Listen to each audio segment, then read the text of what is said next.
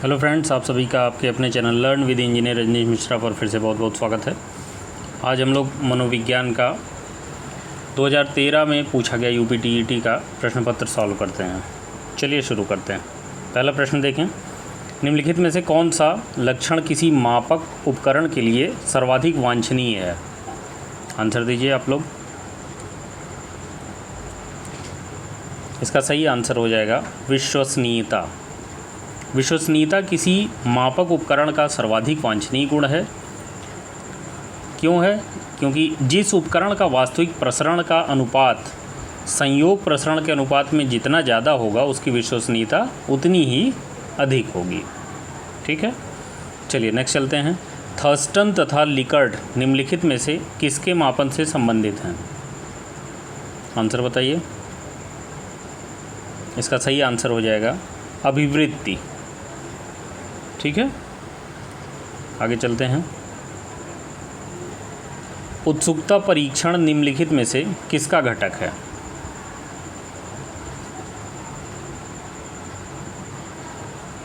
इसका सही आंसर हो जाएगा सृजनात्मकता। ठीक है, सृजनात्मकता मुख्यतः नवीन रचना या इनोवेशन, क्रिएटिविटी उत्पादन में होती है। इसमें मौलिकता, उपयोगिता तथा प्रवाह का गुण पाया जाता है। नेक्स्ट देखिए, निम्नलिखित में से कौन सृजनात्मकता से संबंधित नहीं है?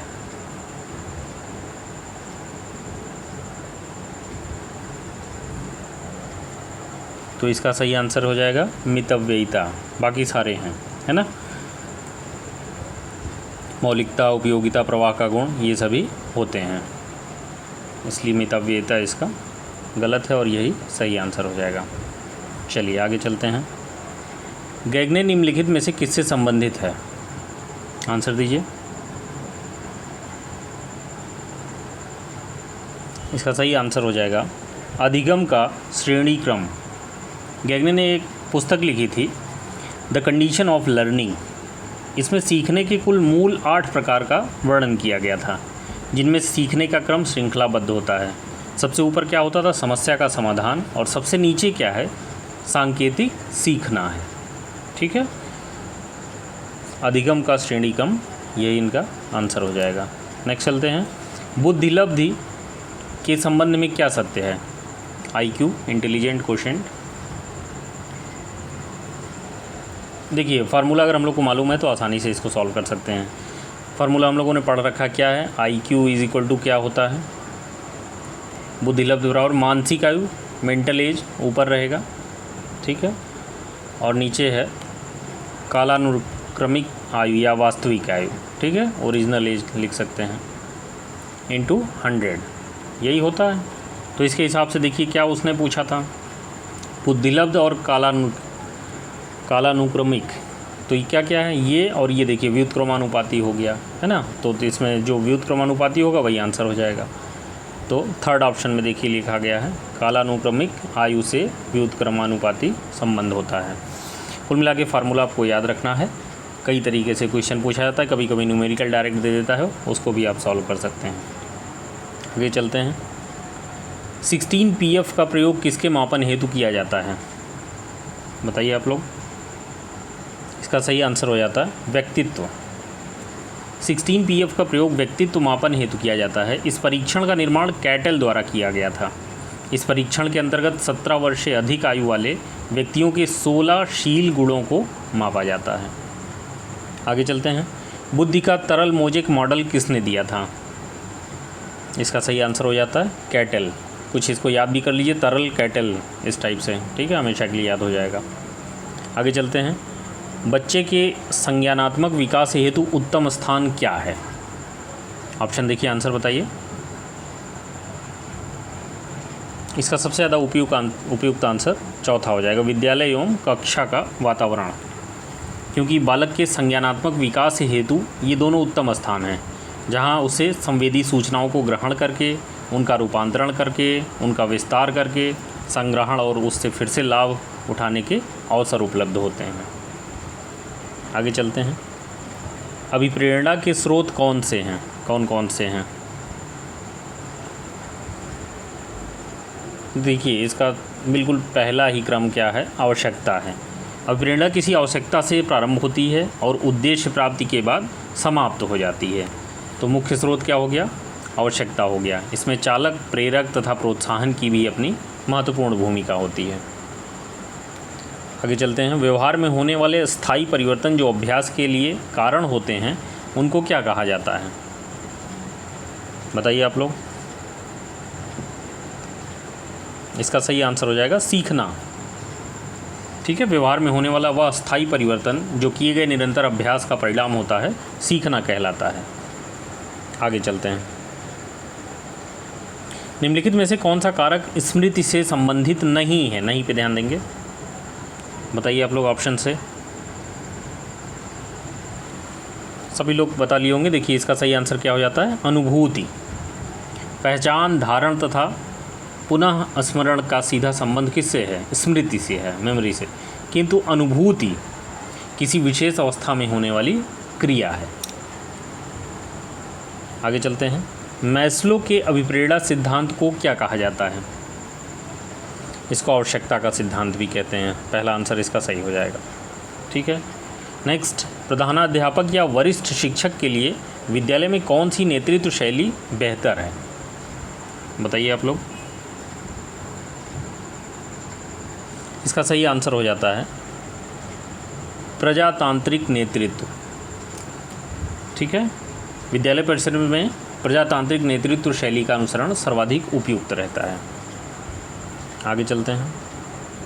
नेक्स्ट देखिए, मानसिक स्वास्थ्य के नियमों को खोजना तथा उन्हें बनाए रखना अध्ययन का केंद्र बिंदु है, ये किसने कहा था। ये ड्रेवर की परिभाषा है।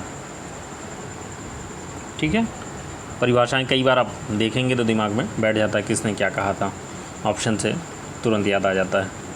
आगे चलते हैं। चेस तथा कार्ड को निम्नलिखित में से किसमें वर्गीकृत किया जा सकता है, आसान क्वेश्चन है, आंसर दीजिए। बौद्धिक खेल। ठीक है, आगे चलते हैं। अभिवृत्ति संप्रत्यय है किसका, संज्ञानपरक, बिल्कुल सही है। क्रियापरक, ये भी सही है। संवेगात्मक, ये भी सही। तो इसका सही आंसर क्या हो जाएगा, ये सभी, फोर्थ ऑप्शन इसका हो जाएगा। आगे चलते हैं। मनोवैज्ञानिकों के अनुसार बुद्धि, ध्यान से पढ़िए, बताइए कौन से सही हैं इसमें। इसमें देखिए फोर्थ सही हो जाएगा, 1 और 2। देखिए सर्वप्रथम बोरिंग ने बुद्धि की औपचारिक परिभाषा दी थी और क्या कहा था कि बुद्धि परीक्षण जो मापता है वही बुद्धि है। किंतु इस परिभाषा से बुद्धि के स्वरूप में कुछ पता नहीं चल पाया। बाद में बुद्धि को निम्न 3 भागों में बांटा गया। किसमें किसमें, पहला बुद्धि सीखने की क्षमता है, दूसरा बुद्धि अमूर्त चिंतन की योग्यता है, और तीसरा बुद्धि वातावरण के साथ समायोजन करने की शक्ति है। तो वो थर्ड वाला तो लिखा नहीं है, तो इसमें पहला और दूसरा है। तो इसका सही आंसर क्या हो जाएगा, फोर्थ ऑप्शन। आगे चलते हैं। प्रेरणा का सही संबंध उपलब्धि से है जो अधिगम का किससे है, बताइए आप लोग। इसका सही आंसर हो जाएगा बोध। ठीक है, प्रेरणा का जो संबंध उपलब्धि से है वैसा ही संबंध अधिगम का बोध से है। नेक्स्ट आइए, थॉर्नडाइक का व्यक्तित्व के वर्गीकरण का आधार क्या है, आंसर दीजिए। इसका बिल्कुल सही आंसर है चिंतन और कल्पना। थॉर्नडाइक ने क्या किया था, व्यक्तित्व का वर्गीकरण किया था किसके आधार पर, चिंतन और कल्पना के आधार पर। आगे चलते हैं। निम्नलिखित में से कौन सा भूलने का सिद्धांत है, ध्यान से पढ़िए, आंसर दीजिए। सही आंसर हो जाएगा इसका प्रतीपकारी अवरोध। ठीक है, ये विस्मरण का सिद्धांत है। इस सिद्धांत के अनुसार क्या होता है, मौलिक रूप से सीखी गई विषय वस्तु तथा उसके धारण की जांच के बीच में किसी अन्य विषय वस्तु को सीखने पर मौलिक रूप से सीखी गई विषय वस्तु की जानकारी में कुछ कमी उत्पन्न हो जाती है। इसी को प्रतीपकारी अवरोध कहते हैं। ठीक है, कोई चीज़ हम लोगों ने सीखा, वो याद हो गई, अब फिर नई चीज़ सीखने गए तो पुरानी वाली धीरे धीरे थोड़ा थोड़ा भूल जाती है, यही भूलने का सिद्धांत है। नेक्स्ट चलते हैं। निम्नलिखित में से मानसिक विकार के लक्षणों को सभी दर्शाते हैं, किसको छोड़ के? सही आंसर इसका हो जाएगा संबंध को छोड़ के।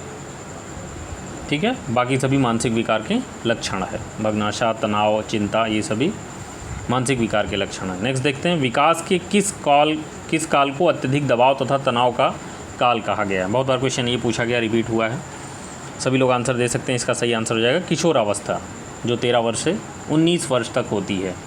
इसको अत्यधिक दबाव तथा तनाव की अवस्था के रूप में स्वीकार किया गया है। आगे चलते हैं, पावलोव ने सीखने के अनुबंधन प्रतिक्रिया सिद्धांत का प्रतिपादन किस पर किया था?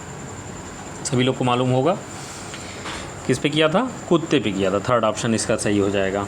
अनुबंधन एक ऐसी प्रक्रिया है जिसके द्वारा उद्दीपक तथा अनुक्रिया के मध्य एक साहचर्य का मतलब एसोसिएशन स्थापित हो जाता है। नेक्स्ट चलते हैं, सीखने का वक्र किस चीज़ का सूचक है? ध्यान से पढ़िए और बताइए। पहला ही देखिए, ये लिखा हुआ है सीखने की प्रगति के सूचक हैं, सीखने का वक्र, यही सही आंसर है इसका। आगे चलते हैं, नेक्स्ट देखिए, अध्यापन के समय अध्यापक को निम्नलिखित में से किसका सर्वाधिक ध्यान रखना चाहिए? आंसर दीजिए। देखिए, विषय वस्तु ठीक है, विद्यार्थियों की आयु ये तो कोई मतलब नहीं है, वैयक्तिक भिन्नता, विद्यार्थियों की पारिवारिक पृष्ठभूमि गलत हो गया, विद्यार्थियों की आयु भी गलत हो गई, विषय वस्तु कुछ हद तक ठीक है, लेकिन वैयक्तिक भिन्नता सबसे ज़्यादा ध्यान रखने के लिए होती है शिक्षकों के, क्योंकि सबकी ग्रैस्पिंग पावर अलग होती है। कोई देर में समझेगा, कोई हिचकेगा अपना क्वेश्चन पूछने में, हेजिटेशन होगा, तमाम तरह की वैयक्तिक भिन्नताएं होती हैं। तो ये सबसे ज़्यादा महत्वपूर्ण है, इसको सबसे ज़्यादा ध्यान में रखना चाहिए एक शिक्षक को। नेक्स्ट चलते हैं, कर्ट लेविन के अनुसार समूह में जो परिवर्तन होते हैं उन्हें, ऑप्शन देखिए, आंसर दीजिए, उन्हें क्या कहते हैं? गतिशीलता कहते हैं। ठीक है, थर्ड ऑप्शन इसका सही हो जाएगा। नेक्स्ट चलते हैं, मानसिक स्वास्थ्य और किस में घनिष्ठ संबंध है? इसका सही आंसर हो जाएगा समायोजन। वास्तविकता के धरातल पर वातावरण से पर्याप्त समायोजन करने की योग्यता मानसिक रूप से स्वस्थ व्यक्ति का द्योतक है। आगे चलते हैं, निम्नलिखित में से कौन अधिगमकर्ता को अधिक स्वतंत्रता देता है? विकल्प पढ़िए, आंसर दीजिए। इसका सही आंसर हो जाएगा सृजनशीलतावाद। अधिगमकर्ता को नए विचारों या रचनाओं को पैदा करने या उन्हें खोजने का स्वतंत्र रूप से अवसर देता है। ठीक है, और नेक्स्ट क्वेश्चन है, निम्नलिखित में से स्मरण करने की कौन सी विधि है? इसका सही आंसर हो जाएगा थर्ड, क्योंकि ये दोनों हैं, मिश्रित विधि भी है और विचार साहचर्य विधि भी है। ठीक है, तो इसका थर्ड आंसर सही होगा। चलिए, इस सेट के सभी प्रश्न हम लोगों ने डिस्कस कर लिए। मिलते हैं अगले वीडियो में, तब तक पढ़ाई करते रहिए। चलिए, थैंक यू सो मच।